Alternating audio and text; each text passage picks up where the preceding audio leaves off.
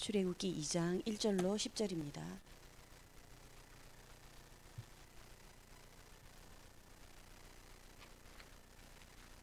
한 절씩 교독하겠습니다.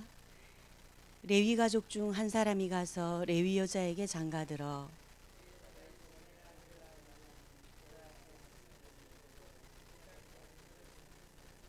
더 숨길 수 없게 되매 그를 위하여 갈대 상자를 가져다가 역청과 나무 진을 칠하고 아기를 거기 담아 나일강가 갈대 사이에 두고 바로의 딸이 목욕하러 나일강으로 내려오고 시녀들은 나일강가를 거닐 때에 그가 갈대 사이에 상자를 보고 시녀를 보내어 가져다가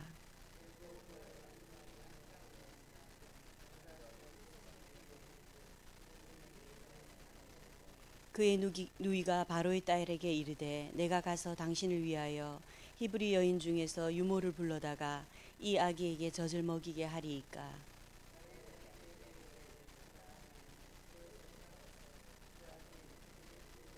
두 절 합독하시겠습니다.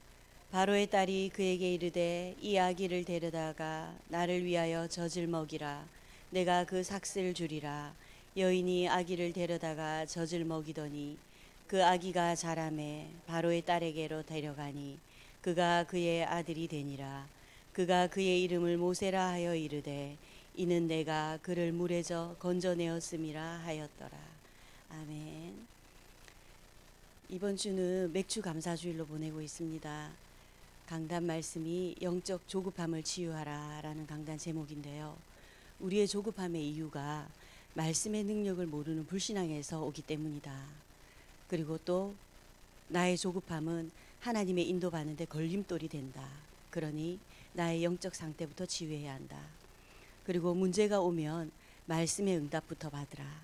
분명한 말씀을 답으로 주시는 하나님이십니다. 말씀을 따라가면 영적 조급증이 치유되어집니다. 마음의 말씀이 정리되면 문제도 바르게 정리됩니다. 결론적으로 우리는 말씀 따라가면 반드시 하나님의 시간표가 옵니다. 공예배와 삶의 예배입니다. 저는 이번 주 말씀 들으면서 공예배와 내가 있는 모든 곳에서의 삶의 예배이다. 이걸 잡았습니다. 모든 것이 예배 속에 다 있기 때문입니다. 그리고 우리가 주중에 나오는 공예배 말고 또 우리가 있는 가정과 또 현장과 모든 만남 가운데 내가 하나님 앞에 예배자로 서는 것입니다. 그 안에 다 있더라고요. 그래서 이번 주간도 맥주 감사주일로 하나님께 감사하면서 공예배로 또 가는 현장에 예배자로 서야 되겠다. 이렇게 말씀을 잡았거든요. 그렇게 될 때 우리가 조급하지 않고 기도하면서 기다릴 수 있고 또 이것이 우리가 가는 언약의 여정이라고 말씀하셨잖아요. 그래서 또 모든 것은 하나님의 손에 있기에 우리가 예배 속에 있기만 하면 예배가 종합 선물 세트이기 때문에 그 안에 모든 것이 다 있기에 예배 속에서 힘을 얻고 그 받은 말씀 힘을 가지고 현장에 나가면 된다. 이렇게 정리가 되어졌습니다. 그리고 또 이번 주가 맥주 감사 주일인데요. 본부 일부 말씀 들으셨겠지만 이 말씀을 정리해 보는 가운데 화목제 드릴 성전, 세상에는 세 종류의 사람이 있다고 말씀하셨습니다. 서론에 평생을 사단의 심부름하는 자와 또 열심히 교회는 다니지만 종교인, 종교생활하는 응답 없는 이런 사람이 있고요. 세 번째로 하나님이 주신 구원의 은혜에 늘 감사하는 자, 이 세 번째 사람인데요. 이 세 번째 사람은 극히 소수이다. 이렇게 말씀 주셨잖아요. 그리고 진심으로 감사한다고 합니다. 하나님이 주신 은혜에 감사하는 세 번째 사람은 이것을 보고 화목제라고 한다. 이렇게 말씀하셨어요. 그리고 이 화목제가 우리가 찾아야 할 축복인데 렘넌트 7명이 다 이랬다. 말씀 주셨습니다. 요셉을 또 예를 들어주셨고 다윗을 예를 들어주셨는데 요셉은 노예로 팔려가면서도 또 애굽 왕 앞에서도 내가 꿈을 해석한 것이 아니라 모두 다 하나님이 하셨습니다. 이렇게 고백했고요. 또 형들 앞에서도 내가 한 것이 아니라 하나님께서 형들을 여호와께서 나를 앞서 형들 앞서 보내셨다. 이렇게 고백했죠. 이것을 보고 못 말린다고 이러시더라고요. 이걸 보고 화목제다. 그리고 다윗은 여호와가 나의 목자시기 때문에 목동일 때도 늘 시로 하나님을 고백했고 장군일 때도 여호와는 나의 요새요 방패십니다. 이렇게 늘 고백을 했었습니다. 그래서 맥주 감사 주일이 이번 주인데 이스라엘 백성이 광야를 가는 동안 우리는 반드시 죽는다. 먹을 게 있냐, 입을 게 있냐. 하지만 우리는 죽을 것이다. 백성들이 이렇게 말했지만 죽기는커녕 오히려 곡식을 거두었다. 그래서 오순절, 맥주절이라고 한다. 이렇게 말씀 주셨습니다. 그래서 그냥 오순절이 아니다. 오순절 날이 이름에 그날에 성령의 충만한 역사가 있었다. 정말 복음에 감사할 때 성령의 충만한 역사가 일어나는데요. 그때부터 그리스도인에게 능력이 생긴다고 말씀하셨습니다. 구원의 감사와 이 하나님의 은혜에 감격할 때 그때부터 그리스도인의 능력이 생긴다. 그래서 예수 믿는 사람은 예수 생명, 예수 능력 이 말씀을 잘하지 않습니까? 예수 믿는 사람은 구원받을 뿐만 아니라 구원받는 것에서 그치는 것이 아니라 능력이 임하는 삶을 산다. 이렇게 말씀을 제가 들은 기억이 있는데요. 요새도 늘 유 목사님, 우 목사님 말씀하시는 것이 그때부터 감사할 때 능력이 생긴다. 이렇게 말씀 주셨습니다. 곰곰이 그러면서 곰곰이 생각해보라. 그냥 나는 어떤 가정에서 태어났는데 우상 숭배하고 그로 인한 영적 문제로 가득한 그런 집에서 태어나는 사람들도 많다. 내 힘으로 어찌 할 수 없는 거다. 태어나는 것은. 그죠? 부모를 선택할 수 있는 것도 아니고 내가 자녀로 또 이 집에서 태어날게요. 선택할 수 있는 것이 아닌데 지금도 악한 병에 걸려서 고통에 빠진 자들이 많은데 그렇게 망할 수밖에 없는 우리를 하나님이 구원하셔서 이 자리에 앉게 하셨는데 이것이 얼마나 감사한 것인가. 구원받은 것도 감사한데 그러니 화목제를 드려라. 감사함으로 하나님 앞에 예배를 드려라. 이 말씀이더라고요. 특히 이번 주가 맥주 감사주일이지 않습니까? 그래서 구원받은 은혜에 감사할 때 수장제의 비밀을 누릴 수 있다. 수장절. 수장절은 저장한다는 뜻인데 이 은혜를 받고 보니 우리가 천국 백성이 됐습니다. 우리 배경이 천국입니다. 천사가 늘 우리를 돕는 그 배경을 누리는 자가 우리가 되었습니다. 그러면서 예를 드시기를 우리가 자동차를 몰다가 차 기름만 가득 만땅 넣어도 마음이 든든하지 않습니까? 그런데 우리가 이 천국 백성의 축복을 누리는데 앞으로 가야 할 우리의 소망되는 천국 또 지금 현재 오늘 천국 배경을 누리고 있는 이것이 얼마나 든든한 일이냐. 그러면서 화목제, 추수감사제, 오순절을 누릴 때 수장절까지 같이 누리는 응답을 누려야 된다. 이때부터 모든 것이 삶에 두렵지 않다. 능력이 임하기 때문에 보좌의 능력을 누리게 된다. 이렇게 말씀 주셨어요. 그러면은 계속 유월절, 맥추절, 수장절 이렇게 말씀을 하시는데 이 절기를 왜 지켜야 하나? 우리는 늘 옛 체질로 돌아가는 잊어먹는 체질이니 그것을 잊지 않기 위해서 맥주 감사주일을 보내고 또 유월절 계속 각인시키기 위해서 이 절기를 지키는 것이다. 그런데 하나님께서는 우리가 가짜 붙잡지 말고 진짜 응답받고 사단에게 우리에게 주신 축복을 빼앗기지 말라고 갈등도 주시고 문제도 주시는데 우리는 속는다고 말합니다. 문제가 아닌데 하나님이 문제라고 준 것이 아니라 축복이라고 포장해서 준 것인데 하나님 문제가 왔네요. 이게 뭡니까? 우리가 당황한단 말이죠. 두려워하고 이것만큼 배은망덕한 일이 없다. 이렇게 말씀 주셨습니다. 그러니 언약 바로 잡아라. 우리가 감사하고 구원의 은혜 누릴 때 능력이 생긴다고 했잖아요. 이때부터 우리의 과거가 상처가 발판이 된다고 합니다. 이때부터 하나님의 능력이 각이 우리 체질되는 삶을 살 수 있다고 하셨습니다. 그래서 결론은 이번 주가 맥주 감사 주일인데요. 이번 한 주가 풍성한 구원의 은혜와 하나님의 감사와 감격을 누리는 한 주간을 보낼 때 우리가 하나님의 자녀로 하나님의 능력을 덧입게 되는 천군 천사가 우리를 돕는 것을 영적인 눈으로 보게 되는 응답을 누릴 수 있다. 이 말씀이셨습니다. 그래서 이번 주 기도처 말씀을 보니까 오늘 기도처 말씀이 결국 6월절이더라고요. 그리스도로 끝내라.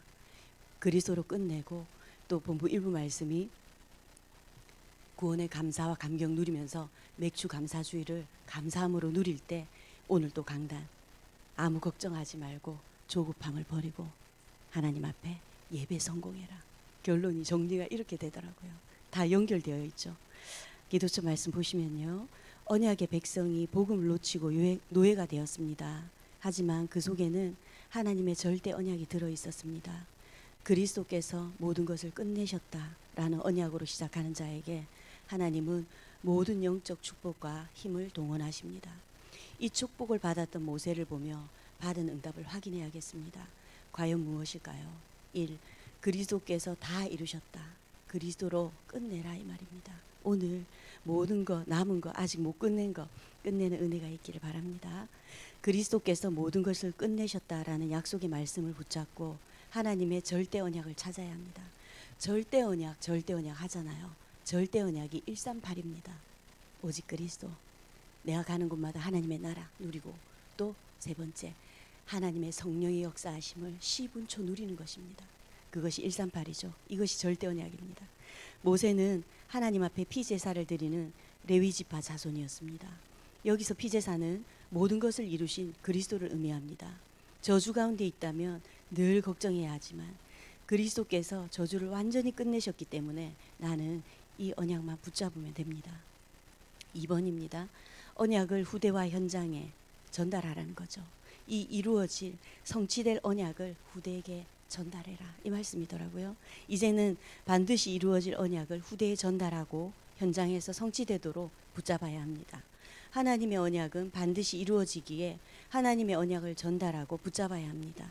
요게벳이 모세에게 전달한 복음의 내용은 모세가 성경을 기록할 만큼 확실하게 전달되었고 모세가 이스라엘 백성을 해방시킬 지도자로서의 언약을 붙잡는 밑거름이 되었습니다.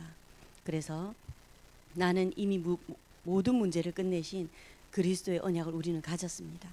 시대를 보며 언약을 전달하고 현장을 살릴 언약을 붙잡는 축복을 받았습니다. 이 축복은 하나님의 절대 언약을 붙잡고 결단하는 것에서 시작됩니다.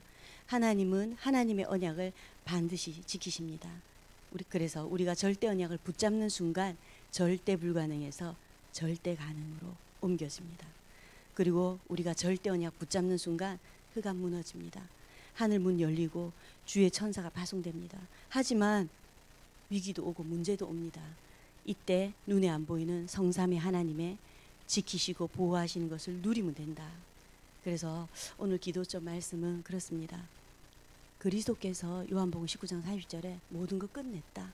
그러니 아직까지 내가 끝내지 못하고 두려워하는 거, 염려하는 거 있지 않습니까? 그거 오늘 끝내는 날로 응답받아라. 절대 언약으로 끝내라. 그리스도로 끝내라. 절대 언약 말씀드린 대로 나는 하나님의 자녀다. 그 어떤 것도 문제되지 않는다. 문제가 아니다. 응답도 응답이 아니다.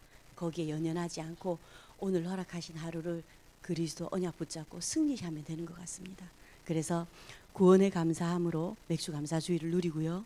또 영적 조급함을 예배 속에 나와서 또 말씀 속에서 말씀과 가장 가까이 하면서 이것을 내가 치유하려고 하는 것이 아니라 영적 조급함을 내가 치유할 수 없다고 하지 않았습니까?